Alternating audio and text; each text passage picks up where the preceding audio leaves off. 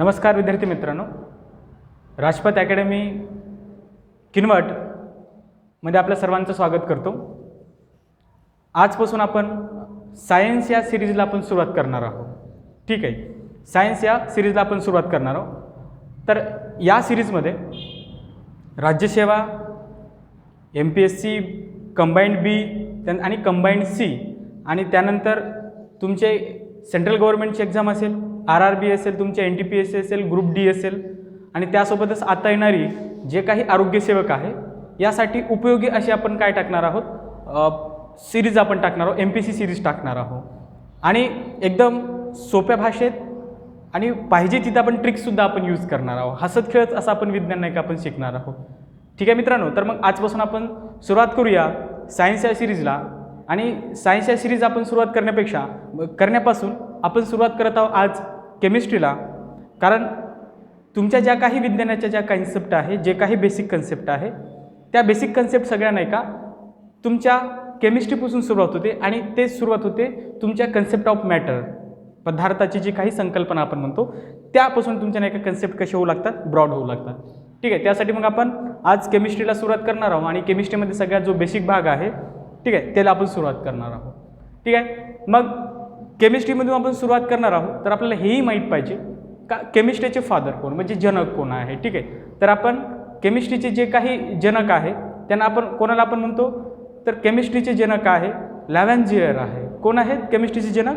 लॅव्हेंजियर आपण म्हणतो, ज्याला आधुनिक केमिस्ट्रीचा आपण ज्याला जनक म्हणतो आपण अँटोनिओ लॅव्हेंजियर आपण त्याला म्हणतो। ठीक आहे, आणि सुरुवात करूया आजच्या आपल्या केमिस्ट्री या चॅप्टरला। पहा मित्रांनो, आज आपण शिकणार आहोत द्रव्याची संकल्पना। काय शिकणार आहोत आपण? द्रव्याची संकल्पना। मग द्रव्य म्हणजे काय हे आपल्याला साधं आपल्याला जर माहीत करून घ्यायचं असेल तर पहा कशी त्याची आपल्याला साधी डेफिनेशन आपल्याला करता येईल, किंवा द्रव्य म्हणजे काय किंवा पदार्थ म्हणजे काय। तर द्रव्य म्हणजे असे जे काही ज्याला वस्तुमान आहे आणि जे जागा व्यापते। समजले मित्रांनो? तर पदार्थाची किंवा द्रव्याची आपल्याला काय सांगता येईल, साधी डेफिनेशन, ज्याला वस्तुमान आहे आणि जो जागा व्यापतो अशा सर्वांना आपण काय म्हणत असतो, पदार्थ म्हणत असतो। मग पदार्थाचे दोन प्रकारे वर्गीकरण करता येते। पदार्थाचे किती वर्गीकरण करता येते? दोन प्रकारे। एक आहे भौतिक वर्गीकरण आणि दुसरं जे आहे ते रासायनिक वर्गीकरण। या दोन प्रकारे आपल्याला नाही का पदार्थाचे वर्गीकरण करता येते। कोणते कोणते? एक भौतिक वर्गीकरण ज्याला आपण फिजिकल क्लासिफिकेशन आपण म्हणतो आणि दुसरं आहे केमिकल क्लासिफिकेशन ज्याला आपण रासायनिक वर्गीकरण म्हणतो। हे पदार्थाचे दोन आपल्याला वर्गीकरण करता येते। आणि अजून त्याच्यामध्ये जर आपण प्रकार जर आपण पाहिलो तर भौतिक वर्गीकरणामध्ये पदार्थाच्या 5 अवस्था पडतात। किती पडतात पदार्थाच्या? 5 अवस्था।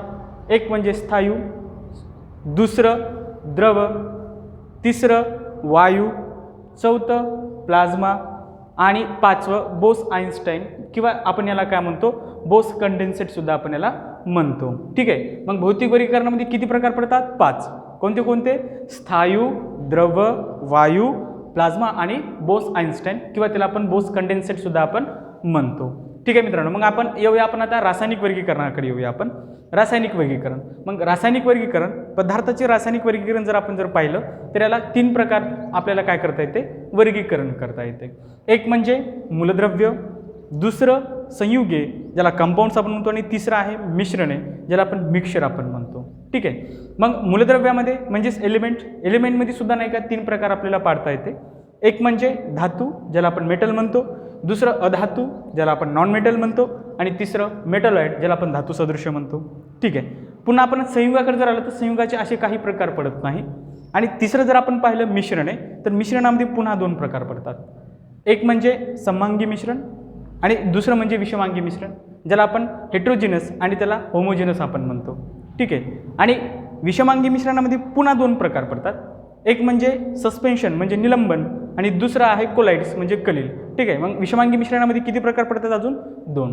पहा मित्रांनो, राज्यसेवेमध्ये सगळ्यात जास्त या चॅप्टरवर जर प्रश्न जर आले असेल तर राज्यसेवेला नाही का प्रश्न इथून आले आहे, द्रवाचे गुणधर्म। ठीक आहे, द्रवाचे जे काही प्रॉपर्टीज आहे त्या प्रॉपर्टीजवर नाही का काय विचारले आहे, प्रश्न विचारले आहे। आणि नंतर जर प्रश्न जर विचारला असेल राज्यसेवेमध्ये तर आता 2019 पूर्व परीक्षा राज्यसेवेची कलीलवर नाही का प्रश्न विचारला होता। ठीक आहे, आणि कलील विचार काय विचारला होता का बा, एक विचारलं होतं ब्राउनियन गती आणि दुसरं आहे टिंडाल इफेक्ट कशाला म्हणतात, हे कलील द्रावणाविषयी विचारलं होतं। आणि पहा द्रवाच्या गुणधर्मावर जवळपास 2 प्रश्न विचारले होते. एक म्हणजे केशिकत्व, कॅपिलरी काय आहे, आणि दुसरं म्हणजे पृष्ठतणाव, ज्याला आपण सरफेस टेन्शन म्हणतो. आणि हे कॅपिलरी आणि सरफेस टेन्शन हे कशाचे गुणधर्म आहे?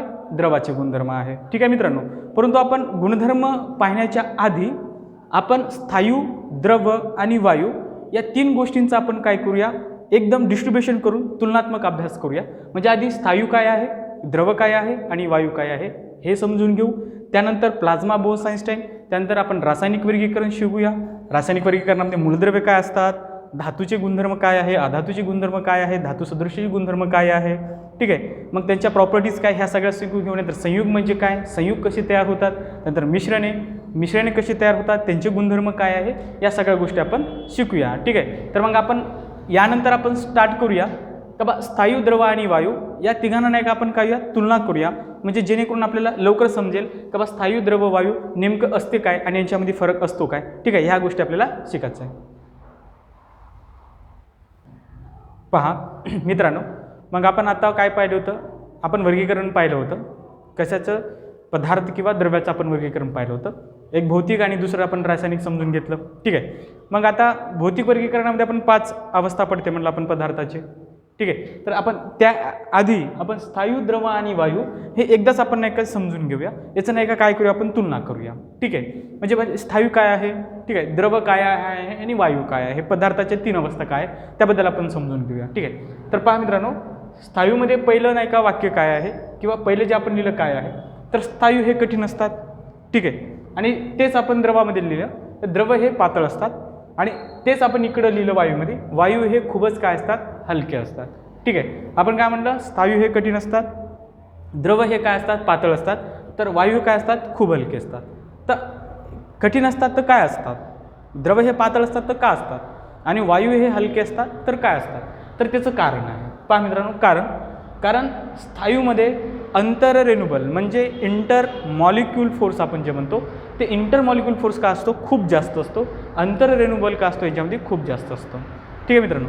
पदार्थ कसा बनतो, तर अणूपासून काय बनतो, रेणू बनतो, आणि रेणूपासून काय बनत असते, पदार्थ बनत असते. मग अंतररेणुबल म्हणजे काय, तर 2 रेणूमध्ये असणारा बल आपण म्हणतो. ठीक आहे. म्हणून पदार्थामध्ये, कोण्या पदार्थामध्ये, स्थायू या पदार्थामध्ये अंतररेणुबल कसा असतो, खूप जास्त असतो. म्हणून ते काय असतात, कठीण असतात. पहा मित्रांनो, आपण इथं काढून दाखवलं. पहा रेणूंची, पहा कसं आहे, तर रेणू कशी आहे, खूप जवळ आले आहे. म्हणून हा पदार्थ कसा बनला आहे, कठीण बनला आहे. त्यानंतर दुसरं आपण म्हणलं होतं, द्रव हे पातळ असतात. तर द्रव हे पातळ असतात याचे कारण याच्यामध्ये स्थायूपेक्षा अंतररेणुबल, म्हणजे द्रवामध्ये स्थायूपेक्षा अंतररेणुबल कसा असतो, कमी असतो. म्हणजे इंटरमॉलिक्यूल फोर्स कसा असतो, कमी असतो. म्हणून द्रव हे काय असते, पातळ असते. ठीक आहे. हे एक पॉईंट. त्यानंतर इकडं वायू आपण म्हणलं, हे खूप हलके असतात, कारण यांच्यामध्ये जे काही अंतररेणुबल आहे, इंटरमॉलिक्यूल फोर्स आहे, तो खूपच कमी असतो. म्हणून वायू काय असतात, खूप जास्त हलके असतात. पहा आता आपण दुसरं पॉईंटकडे येऊया. स्थायूला काय आहे, आकार आहे, आकारमान व वस्तुमान तिन्ही असते. ठीक आहे. काय असते, स्थायूला आकारही असते, आकारमानही असते, आणि काय असते, वस्तुमान. म्हणजे आपण स्थायूला योग्य प्रकारे मोजता येते, त्याला योग्य आकारमानसुद्धा सांगता येतो, आणि त्याचं योग्य वस्तुमानही सांगता येतो. मग हे दुसऱ्याचं गुणधर्म झालं, कशाचं, स्थायूचं. आणि द्रवाचं जर दुसरं गुणधर्म जर आपल्याला जर पाहायचं असेल तर पहा, द्रवाला आकारमान आहे आणि वस्तुमान आहे, परंतु आकार नाही. पहा मित्रांनो, द्रवाला काय आहे, आकारमान आहे आणि काय आहे, वस्तुमान आहे, परंतु आकार नाही. का आकार नाही, कारण आपण योग्य आपण सांगू शकत नाही द्रवाला का बा हां द्रव या आकाराचा पडला होता किंवा या आकाराचा आहे. द्रवाला आकारमान काऊन आहे, कारण द्रव एका पात्रातून दुसऱ्या पात्रात जर आपण द्रवाला टाकलं तर ते त्या पात्रासारखा काय करत असतो, आकार धारण करत असतो. म्हणून द्रवाला काय आहे, आकारमान आहे, परंतु आकार नाही. आणि काय आहे, वस्तुमान आहे, परंतु काय नाही, आकार नाही. कारण आपण द्रवाला योग्य आपण सांगता येत नाही, आकार आपल्याला सांगता येत नाही. त्यामुळे द्रवाला काय नाही, फक्त एक आकारमान. म्हणजे इथं का स्थायूला तिन्ही आहे, आकार आहे, वस्तुमान आहे आणि आकारमान आहे. द्रवाला फक्त आकारमान आणि वस्तुमान आहे, आकार नाही. चला दुसरं पॉईंट इकडे सुद्धा आपण पाहूया, वायूमध्ये पाहूया. पहा वायूला वस्तुमान आहे, फक्त काय वस्तुमान आहे, आकार नाही आणि आकारमानही नाही. वायूला फक्त काय आहे, वस्तुमान आहे, आकारही नाही आणि आकारमान नाही. ठीक आहे. आणि तिसरं आपण पाहूया. तिसरं, स्थायू हे असंपडीय असतात. आता संपडीय आणि असंपडीय म्हणजे काय, ठीक आहे. तर असंपीडीय म्हणजे इनकॉम्प्रेसिबल आणि संपीडीय म्हणजे काय, कॉम्प्रेसिबल. मग इनकॉम्प्रेसिबल आणि कॉम्प्रेसिबल म्हणजे काय, तर एखाद्या वस्तूवर म्हणजे असंपीडीय म्हणजे काय असते किंवा संपीडीय म्हणजे काय असते. ठीक आहे, एखाद्या वस्तूवर बाह्य बल दिल्या असता वस्तूच्या आकारात बदल जर होत असेल तर त्या वस्तूला आपण संपीडीय म्हणजे कॉम्प्रेसिबल म्हणतो. आणि एखाद्या वस्तूवर आपण बाह्य बल दिले असता वस्तूच्या आकारामध्ये बदल होत नाही त्या सर्व वस्तू किंवा त्या सर्व पदार्थांना आपण काय म्हणतो, असंपीडीय आपण म्हणतो. म्हणून स्थायू काय आहे स्थायू हे असंपीडीय आहे, इनकॉम्प्रेसिबल आहे, कारण स्थायूवर बाह्य बल दिला असता स्थायूच्या आकारामध्ये बदल होत नाही. पहा मित्रांनो, माझ्याकडे ही पेन आहे, ठीक आहे, ही स्थायू आहे आणि मी काय केलं, हिला नाही का बाह्य बल दिला, हिला दोन्हीकडूनही प्रेशर केलं, परंतु हिच्या आकारात काही चेंजेस झाले का, नाही झाले. म्हणजेच काय, स्थायू हे कठीण असल्यामुळे यांच्या आकारामध्ये काय होत नाही, चेंजेस होत नाही, म्हणून स्थायू काय आहे, इनकॉम्प्रेसिबल किंवा असंपीडीय आहे. ठीक आहे, आणि इकडंच पाहू आपण द्रव पाहूया आपण. द्रव तर द्रव संपीडीय आहे, कॉम्प्रेसिबल आहे, कारण द्रवाला जर आपण दोन्ही बाजून जर काय दिलं, बाह्य बल दिलं असता द्रवाच्या आकारात काय होत असते, चेंजेस होते, बदल होते, म्हणून द्रव काय आहे, संपीडीय आहे, कॉम्प्रेसिबल आहे. आणि तिसरं आपण म्हटलं वायू हे खूप जास्त संपीडीय असतात, खूप जास्त कॉम्प्रेसिबल असतात, कारण खूप हलके आहे. त्यांना कितीही जर आपण बाह्यबल दिलं असतं ते अजून काय करतात, आपल्या आकारामध्ये चेंजेस आणतात. जेवढं तुम्ही बाह्यबल दिला त्यांच्या आकारामध्ये तेवढेच काय होते, चेंजेस होते, म्हणून वायू हे काय असते, खूप संपीडीय असतात. पहा समजलं मित्रांनो. मग आपण काय पाहिलं, द्रव हे कठीण असतात कारण त्याच्यामध्ये इंटरमॉलिक्युल फोर्स किंवा आंतररेणुबल कसा असतो, खूप जास्त असतो, म्हणून ते कठीण असतात. द्रव हे पातळ असते कारण त्यांच्यामध्ये इंटरमॉलिक्युल फोर्स कसा असतो किंवा आंतररेणुबल कसा असतो, स्थायूपेक्षा कमी असतो, म्हणून ते पातळ असतात. वायू हे काय असते, खूप हलके असल्यामुळे काय आहे, त्यांचे खूप हलके आहे, कारण त्याच्यामध्ये आंतररेणुबल किंवा इंटरमॉलिक्युल फोर्स कसा असतो, खूपच कमी असतो, म्हणून ते हलके असते. त्यानंतर आपण दुसरा पॉईंट पाहिला, स्थायूला आकार असते, आकारमान असते आणि वस्तुमानही असते, तिन्ही गोष्टी असते. तर द्रवाला काय असते, फक्त वस्तुमान आणि आकारमान ह्या दोन गोष्टी असते, आकार नसतो. आणि इकडं आपण पाहिलं वायूला फक्त वस्तुमान असते, आकारही नसते आणि आकारमानही नसते. आणि इकडं काय पाहिलं आपण, स्थायू हे असंपीडीय आहे, असंपीडीय इनकॉम्प्रेसिबल, कारण बाह्यबल दिला असता यांच्या आकारामध्ये चेंजेस होत नाही, म्हणून त्यांना आपण असंपीडीय म्हणतो. द्रव हे संपीडीय आहे कारण बाह्यबल दिला असतं त्यांच्या आकारामध्ये चेंजेस होते, बदल होते, म्हणून आपण त्याला संपीडीय म्हणलं. आणि वायू हे खूपच जास्त संपीडीय कारण जेवढं जास्त आपण त्यांच्यावर कॉम्प्रेस केलं, जेवढं जास्त आपण त्यांना बल दिलं, तेवढे आपल्या आकारामध्ये काय करतात, ते चेंजेस करतात, आणि म्हणून त्याला आपण काय म्हणलो होतं, आपण संपीडीय म्हणलं होतं. पहा मित्रांनो, आपण जे काही भौतिक गुणधर्म शिकत होतो पदार्थाचे किंवा द्रव्याचे, त्यामध्ये आपण 5 अवस्था पाहिली होती, स्थायू, द्रव, वायू, प्लाझ्मा आणि बोस आइन्स्टाईन किंवा ज्याला आपण बोस कंडेन्सेट म्हणतो. पहा मग आपण स्थायू, द्रव आणि वायू याचं नाही का काय केलं, आपण तुलना केली आणि समजून घेतलं स्थायू, द्रव, वायू काय आहे. आणि आतापर्यंत आपण जवळपास शिकत आलो आहे किंवा पदार्थाच्या 3च अवस्था, स्थायू, द्रव, वायू. तर आता पहा मित्रांनो, त्यानंतरही सुद्धा पदार्थाच्या 2 अवस्था आल्या आहेत. एक म्हणजे 4थी अवस्था प्लाझ्मा, ज्याला मराठीत आपण त्याला अयनाणू आपण म्हणतो, आणि 5वी अवस्था आहे बोस कंडेन्सेट किंवा त्याला आपण बोस आइन्स्टाईन सुद्धा आपण म्हणतो. ठीक आहे, तर मग आता बोस कंडेन्सेट किंवा बोस आइन्स्टाईन का म्हणतात ते आपण नंतर पाहू, जेव्हा आपण शिकताना. चला आपण आता 4थी अवस्था समजून घेऊया, पदार्थाची 4थी अवस्था प्लाझ्मा. तर मित्रांनो, पदार्थाची 4थी अवस्था याबद्दल सगळ्यात आधी जर कोणी भाकीत जर केलं आहे किंवा त्या अवस्थाबद्दल जर कोणी जर बोललं असेल तर विल्यम क्रुक्स यांनी नाही का काय केलं होतं, त्याबद्दल नाही का काय केलं होतं, भाकीत केलं होतं. ठीक आहे, आणि त्याला रेडिएट मॅटर सुद्धा त्यांनी म्हटलं होतं, रेडिएंट मॅटर म्हणून नाही का त्यांनी संबोधलं होतं. मग 4थी अवस्था काय, पदार्थाची 4थी अवस्था काय, पहा मित्रांनो, ही वायू अवस्थाच असते, वायूसारखीच अवस्था असते, परंतु ही 4थी अवस्था उच्च तापमानाला नाही का प्राप्त होत असते. कोणत्या तापमानाला, उच्च तापमानाला. आणि उच्च तापमान काही किती, कमीत कमी 600 सेल्सिअस ते 1000 सेल्सिअस या तापमानाला नाही का ही अवस्था नाही का तयार होत असते, प्लाझ्मा अवस्था तयार होत असते, पदार्थाची 4थी. ठीक आहे, म्हणजे पदार्थाची 4थी अवस्था काय असते, हे वायू स्वरूपात असते. आणि ही कधी निर्माण होती ही अवस्था, जिथे 600 ते 1000 सेल्सिअस नाही का काय असेल, उष्णता असेल, त्या अवस्थेला ही 4थी अवस्था नाही का काय होत असते, प्राप्त होत असते, प्लाझ्मा. मग प्लाझ्माचा उपयोग काय मित्रांनो, तो प्लाझ्माचा उपयोग फार आणि खूप चांगला उपयोग आहे. ठीक आहे, प्लाझ्मा अवस्थामुळे जे काही LED बल्ब आपण आता पाहतो ते LED बल्ब नाही का कशामुळे आहे, प्लाझ्माच्या आविष्कारामुळे आहे. ठीक आहे, म्हणजे कमीत कमी एनर्जी, कमीत कमी व्होल्ट किंवा कमीत कमी वॅट एनर्जी लागून जास्तीत जास्त काय केलं जाते, प्रकाश आपण काय करतोय आता प्राप्त करतोय. त्यानंतर प्लाझ्माचा उपयोग काय आहे, ताऱ्यांचे लुकलुकणे सुद्धा हे कशाचा उपयोग आहे, तर प्लाझ्मामुळेच आहे. या प्लाझ्मा अवस्थामुळे आहे ताऱ्यांचे लोकलक्षणसुद्धा. आणि जे काही सूर्याची चमकणे आहे हे सुद्धा काय आहे, चौथ्या अवस्थामुळे आहे, प्लाझ्मामुळे आहे. ठीक आहे मित्रांनो.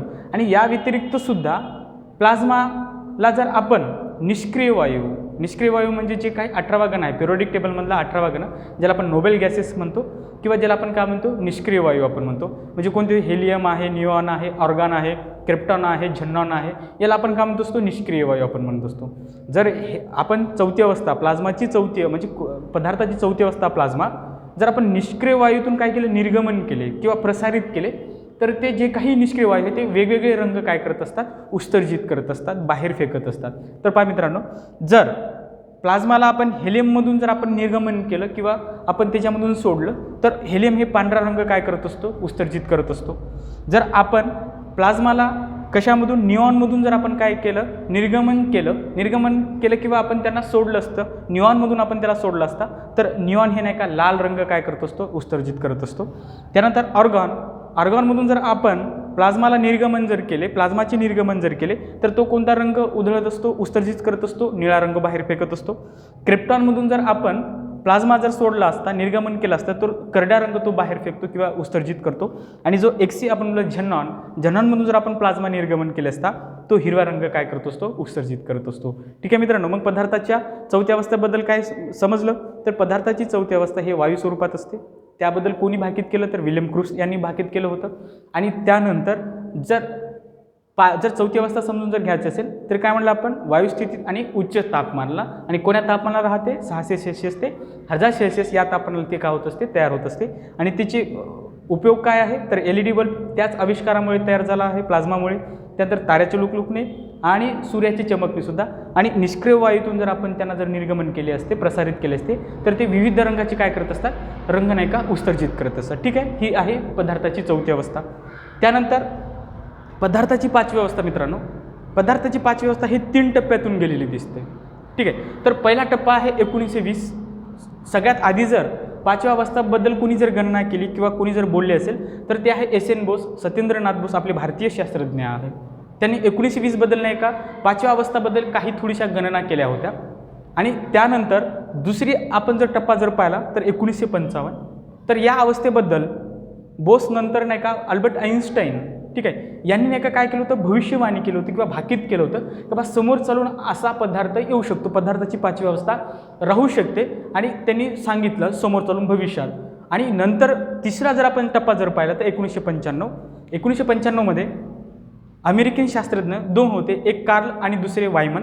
हे 2 शास्त्रज्ञांनी जे काही आइन्स्टाईननी भाकीत केलं होतं, त्या भाकितावर काय केलं, त्यांनी प्रयोग नाही का सिद्ध करून दाखवला 1995. आणि या प्रयोगासाठी त्यांना 2001चा नोबेलसुद्धा आहे. आणि पाचवी अवस्था त्यांनी प्रयोगाद्वारे सिद्ध करून दाखवली, कोणी, कार्ल आणि वायमनने.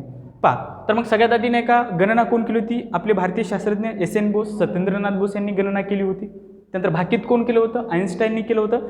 आणि प्रयोगाद्वारे सिद्ध कोण करून दाखवलं होतं, कार्ल आणि वायमन. आणि यांना या प्रयोगासाठी 2001चा काय आहे, नोबेलसुद्धा आहे. तर मग पाचवी अवस्था म्हणजे काय, तर पाचवी अवस्था ही खूप नाही का काय असते, सूक्ष्म असते. ही नॅनो टेक्नॉलॉजीवर नाही का, नॅनो टेक्नॉलॉजीपर्यंत ही एक असते, सूक्ष्म असते. आणि साधारणरित्या आपल्याला हे दिसत नाही, तर हिला प्रयोगशाळेतच नाही का काय करावं लागते, सिद्ध करून दाखवावं लागते. मग पाचवी अवस्था म्हणजे आपल्याला सरळ सांगता येते, हवेचा लाखावा भाग त्याला थंड जर केला असता, कुठपर्यंत, परमशून्यपर्यंत जर थंड केला असता, तर आपल्याला पाचवी अवस्था मिळते. अशी नाही का तिची काय आहे डेफिनेशन आहे. कशाला, जो काय आपली वायू आहे, हवा आहे, त्याला कुठपर्यंत, त्या कितवा भाग त्याचा, लाखावा भाग. आणि त्याला काय करायचं, थंड करायचं. आणि कुठपर्यंत थंड करायचं, परमशून्यपर्यंत थंड जर केला असता, आपल्याला काय भेटते, पदार्थाची पाचवी अवस्था भेटते मित्रांनो. ठीक आहे. म्हणजेच काय, हवेच्या लाखावा भागाला आपण काय म्हणतो असतो, नाव काय देतो असतो आपण, बोसान वायू. कारण सगळ्यात आधी भाकीत कोण केलं होतं पाचव्या अवस्थेला, SN बोस, म्हणून त्याला आपण नाही का बोसान वायू आपण म्हणतो. म्हणून या दोघांच्या प्रयत्नानुसार, कोणाकोणाचे, SN बोस आणि आइन्स्टाईन यांच्या प्रयत्नातून आपल्याला पाचवी अवस्था भेटली. म्हणून आपण त्या 2 शास्त्रज्ञांच्या स्मरणार्थ आपण पदार्थाची पाचवी अवस्था आपण दिलेली आहे, त्याला नाव आपण दिलं आहे, किंवा त्याला आपण बोस कंडेन्सेट किंवा बोस आइन्स्टाईन म्हणतो. मग हवेचा लाखावा भाग म्हणजे बोसान वायू. आणि बोसान वायूला कुठपर्यंत थंड करायचं, परमशून्य थंड करायचं, ॲब्सोल्यूट झिरो ज्याला आपण म्हणतो. ॲब्सोल्यूट झिरो किंवा परमशून्य थंड म्हणजे काय मित्रांनो, एखादा पदार्थ तिथपर्यंतच थंड होऊ शकते, त्या पलीकडे थंड होऊ शकत नाही, ज्याला आपण परमशून्य किंवा ॲब्सोल्यूट म्हणतो.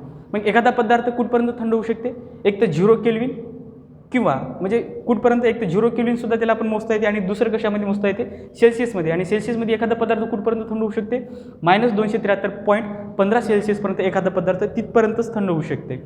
एखादा पदार्थ उष्ण कितीही होऊ शकतो, परंतु थंड कितीपर्यंत होऊ शकतो, एक तर 0 केल्विनपर्यंत किंवा -273.15 सेल्सिअसपर्यंत एखादा पदार्थ तिथपर्यंत थंड होऊ शकतो. त्यालाच आपण परमशून्य किंवा त्याला आपण ॲब्सोल्यूट झिरो आपण म्हणत असतो. ठीक आहे. मग कोण्या वायूला, बोसॉन वायूला कुठपर्यंत थंड केलं असता, परमशून्यापर्यंत थंड केलं असता पदार्थाची 5वी अवस्था मिळते. हे डेफिनेशन. आणि या डेफिनेशनहून नाही का कार्ल आणि वायमननी तो प्रयोग नाही का सिद्ध करून दाखवला. आणि कार्ल आणि वायमनने काय केलं, रुबिडियम हा वायू घेतला. रुबिडियम वायूचा नाही का लाखावा भाग घेतला आणि त्याला 170 नॅनो परमशून्यापर्यंत काय केलं, 170 नॅनोपर्यंत त्यांना काय केलं, थंड केलं रुबिडियमला. आणि 5वी अवस्था काय करून दाखवली, सिद्ध करून दाखवली. आणि या प्रयोगासाठीच त्यांना 2001चा काय आहे, नोबेल आहे मित्रांनो. ठीक आहे. मग समजलं 4थी अवस्था कोणती, प्लाझ्मा. आणि 5वी अवस्था कोणती, बोस आइन्स्टाईन किंवा बोस कंडेन्सेट. बोस आइन्स्टाईन आपण का म्हणतो, कारण त्या 2 शास्त्रज्ञांचं काय आहे, त्याच्यात महत्त्व आहे, योगदान आहे. म्हणून आपण त्या 2 शास्त्रज्ञांच्या नावावरून आपण पदार्थाच्या 5व्या अवस्थेला काय दिलं आहे, नाव दिलं आहे, ज्याला आपण म्हणतो बोस कंडेन्सेट आणि आइन्स्टाईन.